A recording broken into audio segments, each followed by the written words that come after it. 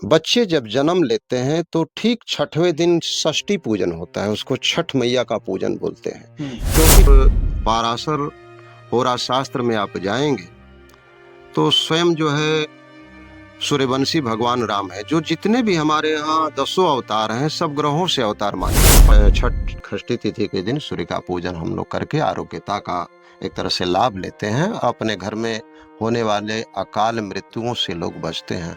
अब रही बात, इस्लाम धर्म के मानने वाले कुछ लोग भी करते हैं, मैंने देखा है, उनको अर्घ देते हुए देखा है। बीतने के बाद ही छठ पूजा की जाती है, थोड़ा सा इस पे चर्चा कर दीजिए। और खास तौर से कि क्या वयस्क भी जो पुरुष होते हैं वो भी छठ पूजा कर सकते हैं कि नहीं? देखिए, पर्वों की मैंने चर्चा की, हमारे समाज में जाति नहीं वर्ण थे, हमारी शास्त्रीय व्यवस्था में जाति नहीं वर्ण थे। ब्राह्मण, क्षत्रिय, वैश्य और शूद्र।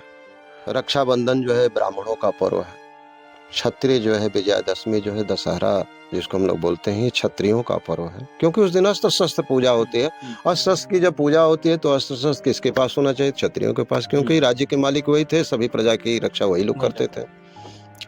और दीपावली जो है व्यापारियों की पूजा होती है, क्योंकि वैश्य वर्ग जो होता है समाज चलाता है, समाज की आवश्यकताओं को पूरी एक तरह समाज की आवश्यकताओं को पूरा करता है। और विशेष करके आज भी आप लोग देखेंगे कि जितना व्यापारी वर्ग धर्म कर्म किए हैं हमारे समाज में, कहीं पोखरा खुदवाना, कहीं तालाब खुदवाना, तमाम तरह के मंदिर बनवाना, ये सब जितने भी सब वैश्य वर्ग करते हैं। दान पुण्य में जितना वैश्य वर्ग आगे उतना कोई नहीं है। और शूद्रों का होली है। ये 4 पर्व जो है एक तरह से राष्ट्रीय पर्व में आते हैं, और 4 पर्व जो है ब्राह्मण, क्षत्रिय, वैश्य, शूद्र के पर्व हैं। और इन चारों पर्वों को भारत में सभी सनातनी बिना भेदभाव के आपस में मिलजुल करके मनाते हैं। सबका पर्व सभी मनाते हैं, कोई नहीं कहता है कि हमारा पर्व है ये उनका पर्व है, सभी लोग एक साथ मिलजुल करके मनाते हैं। अब रही बात छठ की, देखिए कार्तिक महीने के शुक्ल पक्ष के षष्ठी तिथि को ये पर्व पड़ता है। इसमें छठ मैया लोग कहते हैं। हम लोग भी जब बचपन में थे छठ करने जाते थे तो या घाट पर जाते थे अर्घ वगैरह दिलवाने के लिए, तो छठ मैया का पूजन हो रहा है, सूर्य को लोग अर्घ देते थे। यह देख करके मैंने एक जिज्ञासा होती थी कि आखिर ऐसा क्यों। जी देखिए, सबसे बड़ी बात है कि हमारे ज्योतिष शास्त्रों में तिथि को स्त्रीलिंग माना गया है। षष्ठी तिथि में, कार्तिक शुक्ल के षष्ठी तिथि में सूर्य की उपासना की जाती है, सूर्य को जल दिया जाता है, सूर्य को अर्घ का पूजन किया जाता है, इसलिए इसे छठ मैया कहते हैं। और एक बात मैं और आपको चौंकाने वाला बता रहा हूं कि बच्चे जब जन्म लेते हैं तो ठीक छठवें दिन षष्ठी पूजन होता है, उसको छठ मैया का पूजन बोलते हैं। क्योंकि छठ मैया जो है बालकों की एक तरह से रक्षिका होती है, उनकी रक्षा करती है, अकाल मृत्यु से उन्हें बचाती है। तो वो रक्षिका है। और छठ मैया यानी षष्ठी तिथि में भगवान सूर्य के उपासना से, सूर्य जो है हमारे ज्योतिष शास्त्र में एक तरह से आत्मकारक ग्रह माने गए हैं। और पाराशर होरा शास्त्र में आप जाएंगे तो स्वयं जो है सूर्यवंशी भगवान राम है, जो जितने भी हमारे यहाँ 10 अवतार हैं सब ग्रहों से अवतार माने गए हैं। पाराशर होरा शास्त्र में ऐसा पराशर जी ने वर्णन किया है। और सूर्य जो है एक तरह से आत्मा का कारक ग्रह है, सूर्य त्वचा का कारक ग्रह है।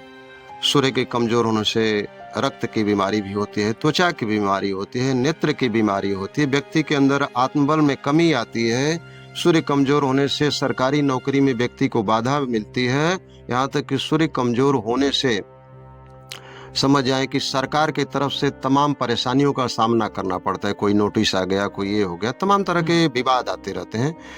तो सूर्य उपासना प्रत्येक व्यक्ति को करना चाहिए, क्योंकि सूर्य प्रत्यक्ष देवता है, बाकी देवता तो मूर्ति में है, उनको हम प्रत्यक्ष या अप्रत्यक्ष रूप से देख पाते हैं, क्योंकि सभी लोग रामकृष्ण परमहंस तो है नहीं। लेकिन सूर्य प्रत्यक्ष देवता है। सूर्य हो गए, माता पिता हो गए, गुरु हो गए, ब्राह्मण हो गए, अग्नि, चंद्रमा, गोमाता, ये प्रत्यक्ष देवता हैं, इनके लिए कोई प्रमाण की आवश्यकता नहीं है। और सूर्य यदि न रहे तो न दिन होगा, न रात होगी, न अयन होगा, न काल होगा, न घटी होगा, न पल होगा, सारी सृष्टि का एक तरह से महत्व ही खत्म हो जाएगा। तो इसलिए प्रकृति की पूजा है। छठ मैया प्रकृति स्वरूप है। सूर्य जो है उसमें छठ षष्ठी तिथि के दिन सूर्य का पूजन हम लोग करके आरोग्यता का एक तरह से लाभ लेते हैं। अपने घर में होने वाले अकाल मृत्युओं से लोग बचते हैं। अब रही बात आपने कही कि क्या पुरुष वर्ग भी छठ कर सकते हैं कि नहीं।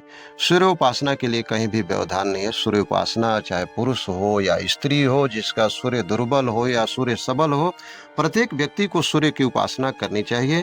हमने तो कई बार पेपर में पढ़ा है, हम घाट पर जाकर के देखे हैं कि सूर्य षष्ठी ही एक ऐसा पर्व है, पहले तो बिहार का प्रांतीय पर्व था, लेकिन सूर्य षष्ठी ही एक ऐसा पर्व है कि इसको इस्लाम धर्म के मानने वाले कुछ लोग भी करते हैं। मैंने देखा है, उनको अर्घ देते हुए देखा है अपनी मनोकामना के लिए, और उनकी मनोकामना पूर्ण होती है।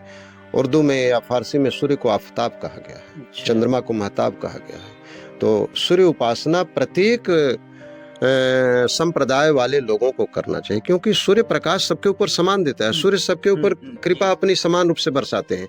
तो क्या किसका कर्तव्य नहीं बनता है कि सूर्य उपासना ना करे। सबको करनी चाहिए, नियमित रूप से जल देना चाहिए।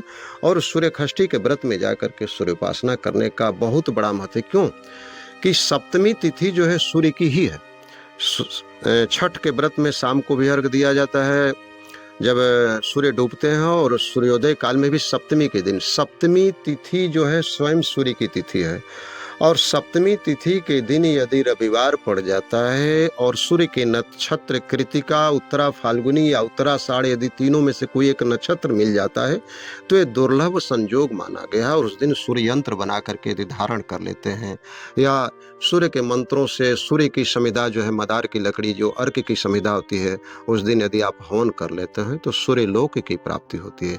इसलिए मैं तो प्रत्येक सनातनी को इस चैनल के माध्यम से आग्रह करूंगा कि प्रतिदिन सूर्य को जल दीजिए, और प्रत्येक दिन यदि संभव न हो सके तो अमावस्या के दिन पितरों के निमित्त तर्पण करिए, क्योंकि देव और पितृ हमारे लिए दोनों उतना ही पूजनीय है।